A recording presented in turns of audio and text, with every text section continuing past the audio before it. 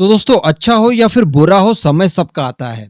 देखिए, European union की अगर बात की जाए तो दुनिया का एलिट क्लब कहा जाता था। पृथ्वी का एक ऐसा भूभाग जहां पर रहने वाले लोग बाकी दुनिया के सभी लोगों से ज्यादा अच्छी लाइफस्टाइल से जीते हैं। और न जाने किस किस तरह की बातें निकल कर आती थी यूरोपियन यूनियन को लेकर। लेकिन आज की परिस्थिति आप देख लीजिए कि टॉप 5 इकोनॉमीज में यूरोपियन यूनियन का केवल एक देश ही बाकी है, और वो है जर्मनी। और बड़ी बात यह है कि जर्मनी के अंदर भी इस समय मंदी आ चुकी है और बहुत ही जल्द टॉप 5 से जर्मनी भी बाहर हो जाएगा। 3 दिग्गज देश पहले ही बाहर हो चुके हैं।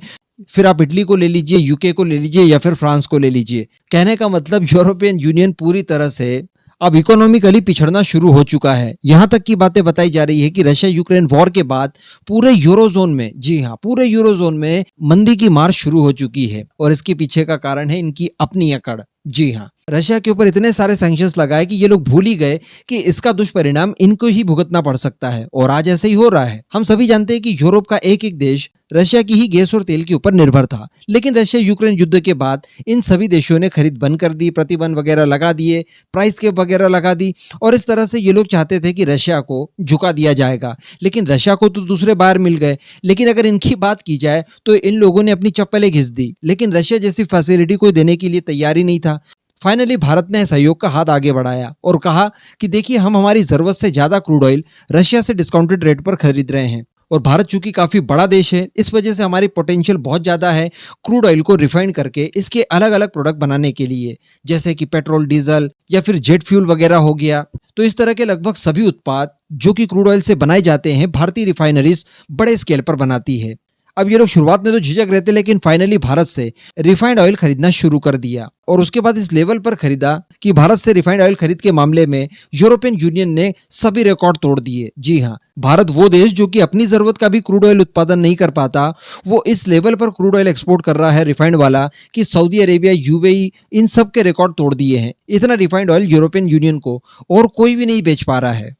लेकिन अभी कुछ ही समय पहले की बात है, एस जयशंकर साहब यूरोपियन यूनियन के विजिट पर गए थे। और यूरोपियन यूनियन के एक बहुत बड़े ऑफिशियल जोसेफ मार्बे, जो कि यूरोपियन यूनियन की विदेश नीति के प्रमुख हैं, जोसेफ बोरेल इनका नाम है, इन्होंने दरअसल एस जयशंकर साहब को खरी खोटी सुनाने की कोशिश की। और इन्होंने ये कहा कि देखिए, ये तो गलत है, आप रशियन तेल को ही खरीदते हैं, उसके बाद अपनी रिफाइनरीज में उन्हें रिफाइन करते हैं और उसके ऊपर भारत का लेबल लगाकर आप यूरोपियन यूनियन को बेच रहे हैं। हालांकि ये सारे शब्द जब ये बोल रहे थे, उस समय इनको बिल्कुल भी अंदाजा नहीं था कि सामने एक तो एस जयशंकर है, और दूसरी बात ये कि अगर भारत ने वाकई में यूरोपियन यूनियन को ये रिफाइंड ऑयल देना बंद कर दिया तो पूरा यूरोपियन यूनियन, जो कि ऑलरेडी घुटने पर आ गया है, वो रेंगने के लिए मजबूर हो जाएगा, क्योंकि अन्य कोई भी व्यवस्था उस समय इनके पास नहीं थी। हालांकि एस जयशंकर साहब कभी भी बिना प्रिपरेशन के कहीं नहीं जाते और कुछ नहीं बोलते। इस वजह से वो इस आरोप का जवाब देने के लिए पूरी तरह से प्रिपेयर थे। और उनके पास यूरोपियन यूनियन की एक रूल बुक पड़ी हुई थी।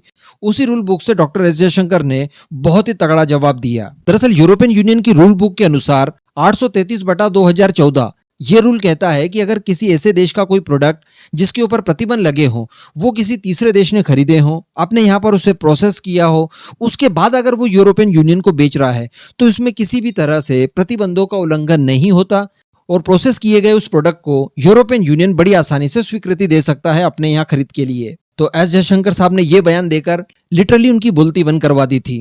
उसके कुछ समय के बाद जोसेफ बोरेल को हालांकि गलती का एहसास हुआ और उन्होंने ये कहा कि देखिए, यूरोपियन यूनियन ने जो सैंक्शंस लगाए हुए हैं, ये हम किसी तीसरे देश के ऊपर यूं ही नहीं थोप सकते। सभी देश स्वतंत्र हैं अपने हितों को साधने के लिए। इस तरह की बात कहकर उन्होंने भारत को अल्टीमेटली मनाने की कोशिश की थी। इन्हें पता था कि भारत के अलावा इस तरह की मदद कोई और नहीं कर पाएगा। और वास्तविकता देखिए कि आज भी यूरोपियन यूनियन भारत के ही एहसानों पर चल रहा है, क्योंकि इनके पास अभी तक ऐसी कोई भी व्यवस्था नहीं हुई जो कि इन्हें रिफाइंड ऑयल प्रोवाइड करवा पाए। और बताया ये जा रहा है, रिसेंट खबर निकल कर आई है कि भारत अभी भी रिफाइंड ऑयल बेचने के मामले में नंबर 1 की पोजीशन में है यूरोपियन यूनियन के अंदर। और जहां पर जनवरी 2022 में यूरोप को भारत की तरफ से जो फ्यूल एक्सपोर्ट किया गया था वो 11 लाख बैरल था, तो इस साल अप्रैल तक बढ़कर ये 74 लाख बैरल तक पहुंच चुका है। और टाइम्स ऑफ इंडिया की नई रिपोर्ट के अनुसार अभी भी यूरोपियन यूनियन सबसे ज्यादा डीजल और जेट फ्यूल भारत से ही खरीद रहा है, जो कि रूसी क्रूड ऑयल से ही निर्मित किया गया है। और यही कारण है कि रशिया यूक्रेन वॉर के बाद भारत द्वारा रशिया से खरीदा गया क्रूड ऑयल